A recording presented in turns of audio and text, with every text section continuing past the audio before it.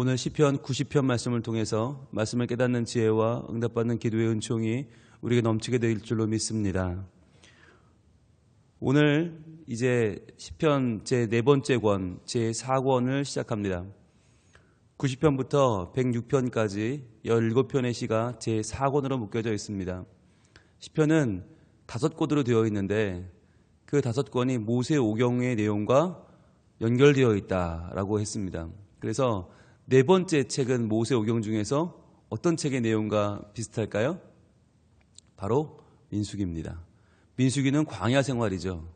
광야 생활, 아무것도 없는 곳에서 이스라엘 백성들은 40년을 살았습니다. 먹을 것도 없고 입을 것도 없고 마실 물도 없는데 햇빛을 피할 그늘도 없는데 40년을 지냈어요. 비결은 무엇입니까? 하나님입니다. 하나님과 동행했어요.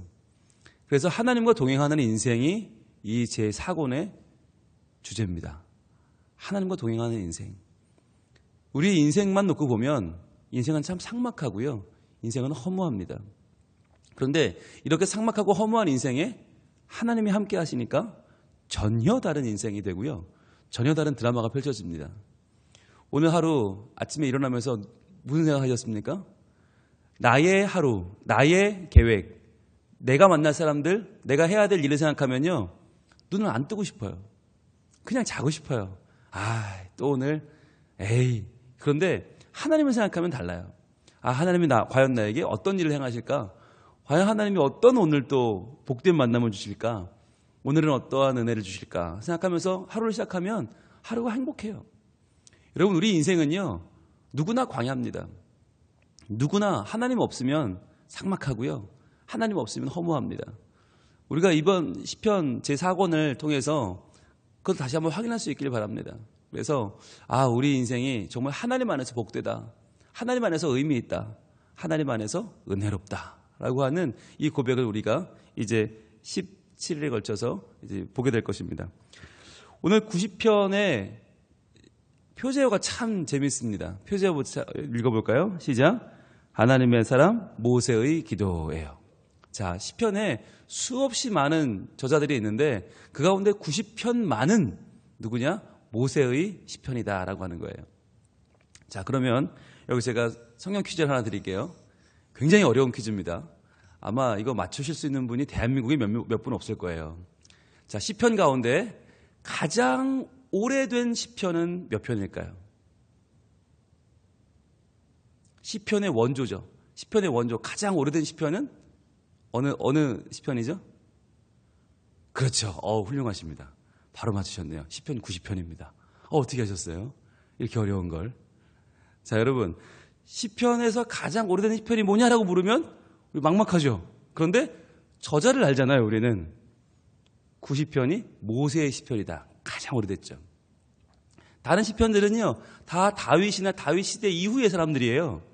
그런데 90편만큼은 모세의 시편이니까 이거는 굉장히 시대가 앞서죠. 그러니까 우리는 오늘 뭘 보는 거냐면 시편의 원조를 보는 거예요. 시편 중에 시편. 그럼 시편이라고 하는 것이 이 시작된 가장 첫 번째 시작점이 어디냐? 모세인데 모세라고 하는 사람이 그러면 누구고 모세가 어떤 고백을 했느냐가 중요하겠죠. 그 이후로 시편이 시작됐으니까. 자, 그러면 표제어 보시면 하나님의 사람 모세의 기도라고 되어 있어요. 하나님의 사람. 이게 참 중요한 말이죠. 여러분, 성경에는 하나님의 사람이란 말이 자주 나옵니다. 생각보다 많이 나옵니다. 그런데 하나님의 사람이라고 말할 때는 항상 조건이 붙어요. 그게 뭐냐? 하나님이 주신 말씀을 하는 사람이에요. 모세는 하나님께 십계명을 받아왔죠. 하나님이 하신 놀라운 말씀을 그대로 하나님이 적어주신 그걸 그대로 받아온 사람이 모세예요. 그리고 하나님께서 출애굽을 명령하셨죠. 그 명령을 가지고 온 사람이 모세예요. 그러니까 모세는 글자 그대로 하나님의 말씀을 운반한 사람이에요. 말씀을 운반했다. 자, 그리고 성경에서 또 가장 하나님의 사람이란 말을 많이 듣는 사람이 누구냐? 엘리야입니다. 엘리야야말로 정말 하나님의 말씀을 계속해서 운반하고 아합 왕에게로 정말 그 삭막한 시대에게로 계속 말씀을 증거해서 온 백성에게 그렇게 묻잖아요. 언제까지 둘 사이에서 머뭇머뭇하려느냐? 하나님이냐 바알이냐 선택해라 라고 하는 하나님의 폐부를 찌르는 아주 핵심적인 말씀을 증거한 사람이 엘리야예요. 그래서 850대 1의 싸움 갈멜산 영적 전투에서 바알 선지자, 아세라 선지자 850명씩 나와도 뭐예요? 말씀이 없으니까 다 무너지는 거예요. 엘리야는 혼자 나왔지만 말씀을 가지고 있으니까 하늘에서 불이 떨어져서 재물을 살라버리고 하나님의 살아계심을 보여주잖아요. 결국 하나님의 사람이란 말은 뭐냐? 하나님의 말씀을 가지고 있는 사람이에요. 살아계신 하나님의 말씀으로 무장한 사람이 모세예요. 그렇게 따지면 모세와 엘리야만 하나님의 사람이냐? 아니라는 거죠. 오늘 이 시편 90편 앞에 서 있는 우리들도 하나님의 사람으로 살 수 있어요. 하나님의 말씀만 붙잡으면 되는 거예요. 오늘 이 아침에 우리가 왜 나와서 남들 다 자고 있는데 우리가 잠이 없어 나왔습니까? 우리가 아침에 다른 일정이 없어서 모였습니까? 아니거든요. 하나님의 사람으로 살고자 하는 거예요. 오늘 내가 하나님 말씀으로 시작합니다. 그렇다면 이 말씀은요, 하루 시작하는 힘으로만 끝나면 안 돼요. 오늘 하루 내가 살아가는 이유고, 내가 살아가는 목적이고, 내가 살아가는 목표가 바로 이 말씀인 거예요. 그래서 하나님의 말씀에 붙잡혀 살아가는 사람을 하나님의 사람이라고 한다. 그래서 오늘 하나님의 사람 모세의 기도는 바꿔 말하면 오늘날 우리가 하나님의 사람으로 살기 원하시는 하나님이 우리에게 주시는 기도예요. 그래서 오늘은 내가 이 시편 90편의 주인공인 거예요. 하나님이 그 시편 90편을 나에게 주시고 시편의 원조로 나의 고백을 하나님이 지금 원하고 계신 것입니다. 1절부터 시작합니다. 주여, 주는 대대에 우리의 거처가 되셨나이다. 자, 가장 원조니까 표현도 제일 단순하죠. 우리가 지금까지 본 시편은 주로 어떻게 시작했어요? 하나님이여 라고 시작하든지 아니면 여호와여 라고 시작하든지 아니면 여호와 나의 하나님이여. 길죠. 길어요. 그런데 원조는 짧아요. 주여, 주는 대대에 우리의 거처가 되셨나이다. 주여라고 시작하는 시편은 저는 처음 본 것 같아요. 그동안 쭉 많이 봤지만 야, 주여. 이게 단순한 것 같지만 참 진솔한 고백이죠. 주여, 주는 대대에 우리의 거처가 되셨나이다. 거처라고 하는 마온이라고 하는 말은요, 정말 여러 가지를 말해요. 마온은 성전도 마온이에요. 하나님이 거하시는 성전, 왕이 있는 궁전도 마온이에요. 왕이 거하는 궁전, 마온. 사람들이 거처하는 마을도 마온이에요. 그런데요, 동물들이 사는 동굴도 마온이에요. 운막 같은 것도 마온이고요. 뭐 보잘것없는 바위로 둘러싸여 있는 것도 마온이고요. 이 마온이라는 말이 굉장히 재밌는 말인데 궁전부터 동굴까지 누군가가 거하는 곳은 다 마온이에요. 다 거처예요. 이 무슨 말이냐? 여기서 말하는 거처는요, 대단한 피난처나 대단한 요새가 아닙니다. 아주 괜찮은 빌라가 아닙니다. 모든 곳이죠. 어디나예요. 하나님이 계시면 그곳이 우리의 마온입니다. 하나님이 계시면 그곳이 우리의 거처입니다. 라고 하는 고백인 거예요. 높은 산이 거친 들이 초막이나 궁궐이나 내 주 예수 계신 곳이 그 어디나 하늘나라. 내가 아무리 잘 사는 집에 살아도 아무리 어려운 집에 살아도 그거 중요하지 않다는 거예요.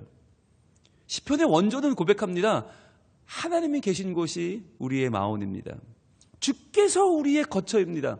언제부터 언제까지? 대대로. 지금까지도 그랬고 앞으로도 그럴 것입니다. 여러분, 이게 믿음의 고백입니다. 여러분, 믿음은요, 하나님 믿으니까 더 잘 살아야 되고 하나님 믿으니까 더 잘 돼야 되고 하나님 믿으니까 올라가야 되고 높아져야 되고, 아니요, 안 그래요. 여러분, 우리는 왜 그렇게 생각하죠? 우리는 왜 빳빳한 양복을 입고 얼굴은 핸섬하고 머리숱은 많아야 되고 이빨은 정갈해야 되고 하얗게 빛이 나야 되고 멋있는 가방을 들고 좋은 차를 타고 드라이브를 하면서 쫙 하늘을 바라보면 머릿결이 날리고, 왜 그렇게 생각하죠? 왜 그래야 한다고 생각하죠? 여러분, 그건요, 광고의 은혜를 받으신 거예요. 하나님께 은혜를 받은 게 아니에요. 하나님은 돈이 많아져라고 한 적이 없고요. 하나님은 보기에 좋으라고 한 적이 없고요. 하나님은 좋은 이미지를 만들라고 한 적이 없어요. 하나님 뭐라고 하시나? 너희가 있는 그곳이 나와 함께하는 거처다. 너희가 있는 그 상황이 지금 내가 너희를 사랑하는 증거고 나와 함께하는 곳이다. 돈이 많으면 많아서 감사, 없으면 없어서 감사. 아니 좀 불편하긴 하지만 그게 뭐 대수라고. 우리는 돈 좀 없으면 하나님이 어딨냐고 그래요. 몸 좀 아프면 이런 하나님이 어딨냐고 그래요. 하나님이 해준 게 뭐가 있냐고 그래요. 하나님 들으면 되게 섭섭한 일이죠. 창조해주고 구원해주고 여기까지 왔는데 우리는 조금만 안 좋아지면, 남들보다 비교해서 조금만 내가 못난 것 같으면 하나님이 어딨냐고 그래요. 그렇지 않습니다. 여러분, 하나님은 대대에 우리의 거처가 되십니다. 하나님이 계시는 곳이 우리 거처고요. 하나님이 계시는 곳이 우리가 살아갈 인생의 고향인 것입니다. 자, 그럼 하나님이 어떤 분이냐 또 이렇게 말합니다. 2절입니다. 산이 생기기 전, 땅과 세계도 주께서 조성하시기 전, 곧 영원부터 영원까지 주는 하나님이시니이다. 여러분, 이 시대에 신을 바라보는 시각이 어땠냐? 신을 바라보는 시각은 바로 산을 바라보는 시각이었어요. 산. 신이 왜 산이냐? 왜 산이 신이냐? 그 당시에는요, 모든 것이 변해요. 한번 바람 불면 모래가 싹 밀려가고요. 길이 없어지고요. 알았던 지도가 바뀌어요. 산은 굉장히 확실해 보였어요. 산은 변함이 없어 보였어요. 산은 이건 정말 영원히 있을 것 같았어요. 그래서 이 산을 뭐라고 합니까? 예수님이 너희 믿음은 산도 옮긴다고 그러잖아요. 산도 옮긴다. 이건 그 당시 사람들에게는 말도 안 되는 얘기인 거예요. 산은 절대 불변인데 어떻게 옮기지? 산은 신이니까. 신. 그래서 이 당시에 모든 산땅과 신전은 전부 산에 있습니다. 왜냐하면 산이 변치 않는, 인생이 범접할 수 없는 신의 영역을 상징하기 때문에. 우리나라도 가보세요. 모든 종교는 다 어디 있어요? 계룡산에 있지 않습니까? 왜 산에 있어요? 산이 우리가 볼 때는 이건 너무너무 변하지 않아. 이건 너무너무 굉장해. 손댈 수 없어. 그런데 하나님 뭐라고 하십니까? 산이 생기기 전부터 계셨다. 땅과 세계도 주께서 조성하시기 전부터 계셨다. 이 말은 아무리 대단한 신도 다 하나님이 만든 거란 거예요. 아무리 너희가 대단해 보이고 바알이 어쩌고 아세라가 어쩌고 아스타로스 어쩌고 니들이 아무리 그래도 그거 다 하나님 만든 거야. 그거 아무것도 아니야. 하나님은 그 전부터 계셨어. 어떤 산이 높기 때문에 이 산이 높으니까 그 신이 계실 거야가 아니라 그 산이 존재하기 전부터 그 산이 없어도 좋아. 하나님은 계셨다라고 하는 거죠. 여러분, 이런 고백이 어떻게 가능했을까요? 이 당시 사람들의 사고로는 신과 산을 떨어뜨려 생각할 수가 없어요. 그래서 십계명 어디서 받아요? 신의 산에서 받잖아요. 하나님 어디서 만나요? 호렙산에서 만나요. 산을 떠나서는 신을 논할 수 없는 시대예요. 그런데 모세는 어떻게 해서 그 산을 뛰어넘는 하나님을 이야기합니까? 바로 그것이 광야입니다. 광야 생활을 지내봤기 때문에 아는 거예요. 이게 이 민수기의 중요성이고 시편 제4권의 중요성이에요. 광야를 지나와 본 모세는 깨닫는 거예요. 산이 하나님이 아니었구나. 우리가 그렇게 변치 않는다고 믿고 그렇게 확실하게 믿었던 산은 아무 의미가 없구나. 그저 사막, 그저 광야, 아무것도 없는 그곳에도 하나님은 계시더라는 거죠. 나를 보호하시는 하나님, 나를 사랑하시는 하나님, 나와 동행하시는 하나님을 만난 모세의 고백이 뭐예요? 산도 필요 없다는 거예요. 산 그 이전부터 하나님은 계셨다. 영원부터 영원까지 주는 하나님이시다. 여러분, 이 말을 오늘날로 바꿔볼까요? 우리의 표현으로 바꿔볼까요? 2018년도 대한민국 부산에 사는 우리에게 바꿔볼까요? 이 산은 바로 돈입니다. 우리는 돈이 있는 곳이 하나님의 은혜가 있다고 믿어요. 그러니까 아무리 예수를 믿어도 돈이 없으면 간증을 못해요. 저 사람 나보다 못 사는데? 저 사람 나보다 사는 게 별로인데 무슨 은혜를 받았다는 거지? 우리 이렇게 생각해요. 돈이 신이 돼버렸어요. 돈이 하나님 돼버렸어요. 그런데 이 시대에 하나님의 사람은 어떤 사람이냐? 돈이 생기기 전, 물질과 재산도 주께서 조성하시기 전, 곧 영원부터 영원까지 주는 하나님이시니이다. 이게 오늘날 우리의 고백이 돼야 되는 거예요.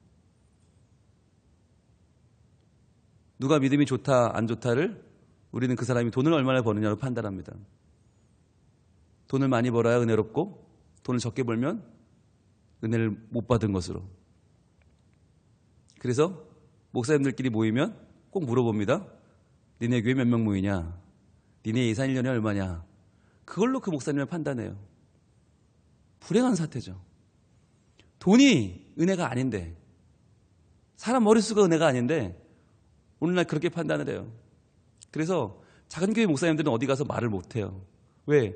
말할 자격조차 주어지지 않아요. 사람도 못 모았는데, 돈도 없는데, 그런 사람이 무슨 목사냐, 이렇게 바라보는 시대예요. 불행한 시대죠.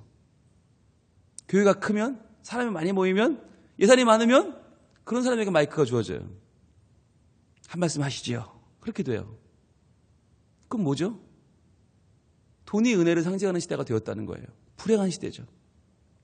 이러한 시대에 원조 시편의 고백은 무엇입니까? 하나님은 산과 관계가 없다.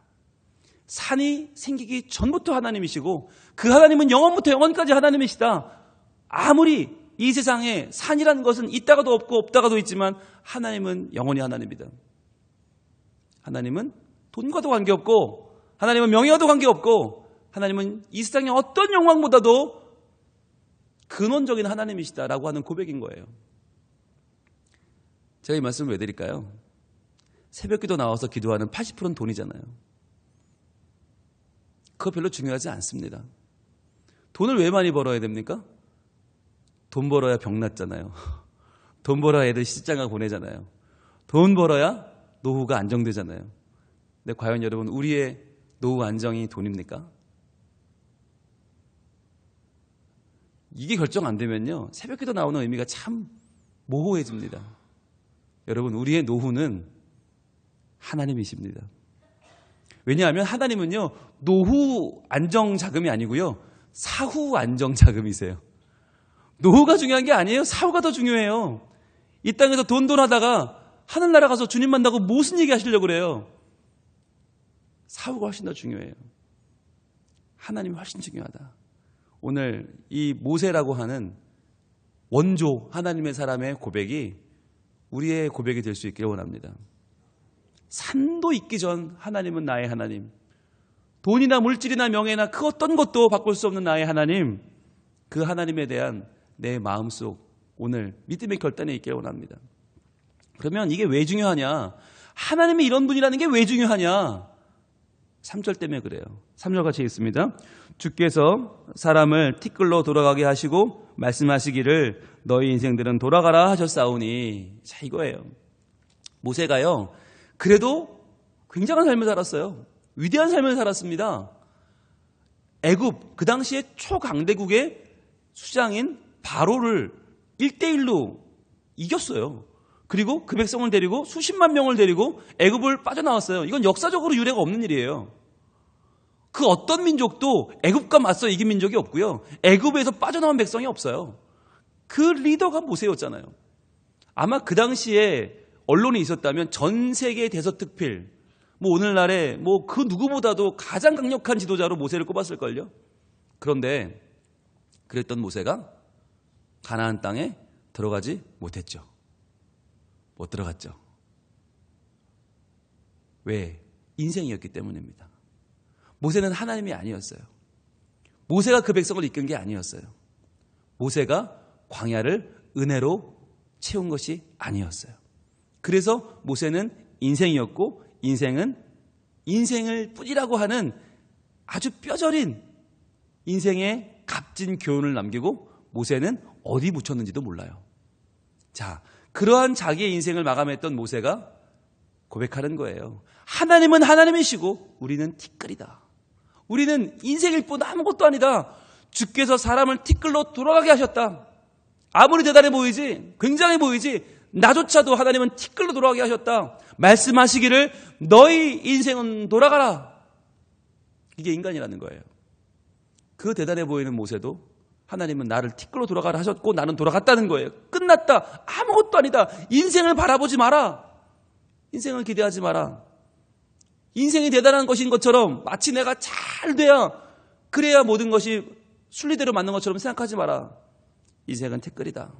오직 하나님의 영광이 드러나는 것이 내 인생의 목적이고 우리 모두의 인생의 이유다라고 말하는 것이에요. 이게 원조 시편이에요. 여러분, 우리 원조 좋아하시잖아요. 그죠? 원조 돼지국밥, 원조 김치찌개, 원조 시락국. 여러분, 시편의 원조는, 믿음의 원조는 이겁니다. 하나님은 영원하시고 인생은 티끌이라는 거예요. 오늘 하루 내가, 그렇게 귀한 내가 실은 티끌이라고 고백할 수 있는 거. 나는 티끌이지만 내가 믿는 하나님은 영원하시다. 그 하나님 때문에 내가 오늘 하루를 의미 있게 살아간다는 거예요. 그러면서 4절은 그렇게 고백합니다. 주의 목전에는 천년이 지나간 어제 같으며 밤의 한순간 같을 뿐이니이다. 주의 목전에는 천년이 지나간 어제 같다는 거예요. 밤의 한순간 같다. 지나간 이 모세의 120년 인생을 돌아보면서 야, 별거 아니네 라고 하는 거죠. 굉장히 살았다고 생각했는데, 스펙타클했다고 생각했는데 이게 주님께는 지나간 어제 같구나. 밤의 한순간 같구나. 여러분, 이 고백 왜 중요합니까? 하나님의 하시는 일, 하나님이 직접 주관하시는 하나님의 주권, 이것이 얼마나 소중한가. 우리 인생은 이리저리 이리 헤매면서 다니는 것 같지만 결국은 하나님의 손 안에선 어제의 일 같고 한순간일 뿐이다. 하나님이 바꾸시면 바뀐다. 하나님이 돌이키게 하시면 돌아온다. 하나님이 구원하시면 구원받는다. 하나님의 주권이 얼마나 굉장한 것인가를 보여주는 거예요. 5절은 모세의 아주 굉장한 경험으로 고백되고 있습니다. 바로 5절 같이 읽습니다. 주께서 그들을 홍수처럼 쓸어 가시나이다. 그들은 잠깐 자는 것 같으며 아침에 돋는 풀 같으니이다. 자, 주께서 사람들을 홍수처럼 쓸어 가신대요. 이 경험을 모세는 잊을 수가 없어요. 이게 언제입니까? 바로 홍해가 갈라지던 그날이죠. 이스라엘 백성들을 맡고 있던 홍해. 아, 이제 죽었구나. 뒤로는 바로의 군대가 쫓아오고 앞에는 홍해가 가로막혀 있을 때 그들은 할 수 없다. 죽었구나. 그런데 하나님이 밤새 동풍을 불게 하셔서 홍해가 갈라지기 시작합니다. 쫙 갈라지고 바다에 길이 나오죠. 그 길로 이스라엘 사람들이 다 건너갔어요. 그 다음에 그들을 쫓아오는 바로의 군대를 어떻게 했어요? 다시 홍해가 합쳐집니다. 여러분, 홍해가 갈라지는 것도 신기한데 합쳐지는 거 더 신기하지 않겠어요? 그 안에서 홍수처럼 하나님은 가장 역사상 강력했던 군대, 바로의 군대를 박살내버리셨어요. 그 순간을 보면서 모세는 무슨 생각을 했을까요? 아, 하나님과 인생은 차원이 다르구나. 아, 인생이 아무리 강력하다고 해도 그 당시 바로의 군대 가장 유명하고 가장 강력하고 힘이 있어도 하나님 앞에는 그저 홍수처럼 쓸어 지나가는 것이 인생이구나. 아마 모세는 그때부터 하나님을 바라보는 시각이 더 달라졌을 거예요. 아, 하나님은 하나님이시고 우리는 아무것도 아닌 인생의 티끌이구나. 그런데 그런 우리를 하나님이 사랑하셔서 애굽에서 종살이하는 우리를 보고 가슴 아파하시고 우리를 사랑하셔서 이끌어내시고 우리를 사랑하셔서 하나님이 예비하신 그 땅 가나안으로 우리를 인도해 주시는구나.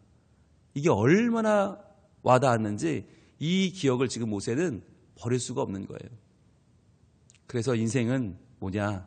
잠깐 자는 꿈이다. 잠깐 꾸는 꿈이라는 거죠. 아침에 돋았다가 저녁에는 지고 마는 풀 같다. 다시 한번 인생의 연약함을 고백합니다. 그러면서 다시 한번 하나님의 위대하심을 찬양하는 거죠. 나는 별것 아니지만 이러한 나를 사랑해 주신 하나님은 참 귀한 분이십니다. 참 위대한 분이십니다. 이제 나는 살아가는 이유가 분명해졌어요. 더 이상 허탄한 나를 위해 살지 않겠다는 거예요. 티끌 같은 내 인생을 위해 살지 않겠다. 영원에서 영원을 달리는 진정한 하나님 되신 내 주님 위해 살겠다라고 하는 것입니다. 오늘 우리의 기도가 하나님의 영광을 위한 것이기를 소원합니다. 오늘 우리의 기도가 하나님이 내게 주시는 그 사명을 발견하기 위한 기도이기를 원합니다. 더 이상 내가 하는 거 더 잘 되고 내가 하는 돈 더 잘 벌고 내가 하는 건강 더 건강해지기 위한 기도보다도 정말 위대한 하나님의 영광이 내 삶을 통해 드러나게 해달라는 기도, 하나님의 이름이 알려지게 해달라는 기도, 나를 통해 하나님께서 더 많이 영광 받으시고 하나님의 존귀하심이 더 드러나게 해달라는 기도, 나보다 내 다음 세대가 더 하나님의 사람으로 서게 해달라는 바로 그 기도가 우리의 기도일 수 있기를 원합니다. 그래서 이 아침에 시편의 원조를 만난 우리가 다시 한번 그 원조의 맛, 원조의 힘, 우리를 사랑하시는 하나님의 거룩하심을 오늘도 만나고 붙잡고 기도할 때에 하나님께서 모세와 함께 하신 것처럼 우리와도 함께 하시고 영원에서 영원을 달리는 하나님의 거룩한 역사가 오늘 우리의 삶 가운데 나타나게 될 것입니다. 기도하겠습니다. 하나님, 모세의 시편을 보면서 저희들의 모습을 돌아봅니다. 과연 나는 무엇을 위해 기도했고, 과연 나는 무엇을 바라보며 달려왔고, 나는 무엇을 위해서 지금 이렇게 안달하고 있는지를 돌아봅니다.